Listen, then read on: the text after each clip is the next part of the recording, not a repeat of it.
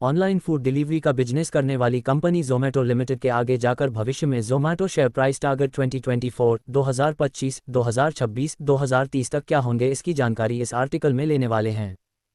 Zomato share price target 2024।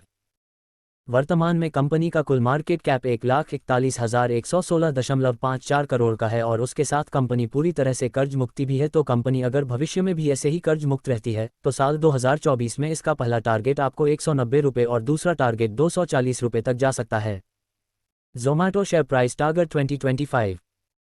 Company के पिछले 3 साल का प्रॉफिट ग्रोथ 26.99% और रेवेन्यू ग्रोथ 26.30% का दर्ज है, लेकिन भविष्य में कंपनी इसमें बढ़ोतरी करती है तो साल 2025 में आपको इसका पहला टारगेट 260 रुपये और दूसरा टारगेट 290 रुपये तक जा सकता है।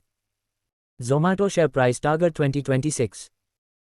5 साल पहले कंपनी की कुल आय 1,162.87 करोड़ की थी, जो अब बढ़कर वर्तमान में 4,707.40 करोड़ के ऊपर गई है। मतलब कंपनी लगातार ग्रोथ कर रही है, तो भविष्य में भी कंपनी ऐसे ही ग्रोथ नजर आती है। तो साल 2026 में इसका पहला टारगेट आपको 330 रुपये और दूसरा टारगेट 375 रुपये तक जा सकता है।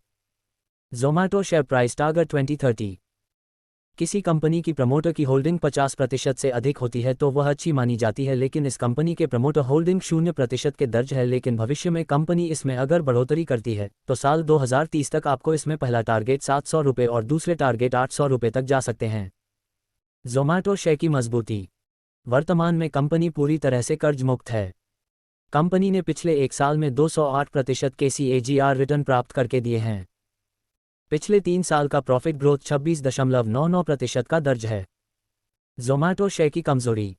प्रमोटर्स की होल्डिंग है वह बिल्कुल भी नहीं है। कंपनी के पिछले 5 साल का एबिटा मार्जिन -71.40% का दर्ज है। डिस्क्लेमर, इक्विटी न्यूज़ का विजन भारत में वित्तीय साक्षरता को बढ़ावा देना है। हम जो सामग्री पोस्ट करते हैं वह विशुद्ध रूप से शिक्षा और मनोरंजन के उद्देश्य से है। हम सेबी पंजीकृत वित्तीय सलाहकार नहीं हैं, इसलिए हम कोई निवेश या वित्तीय सलाहकार सेवाएं प्रदान नहीं करते हैं। आप अपने पैसे और अपने फैसलों के लिए पूरी तरह जिम्मेदार होंगे।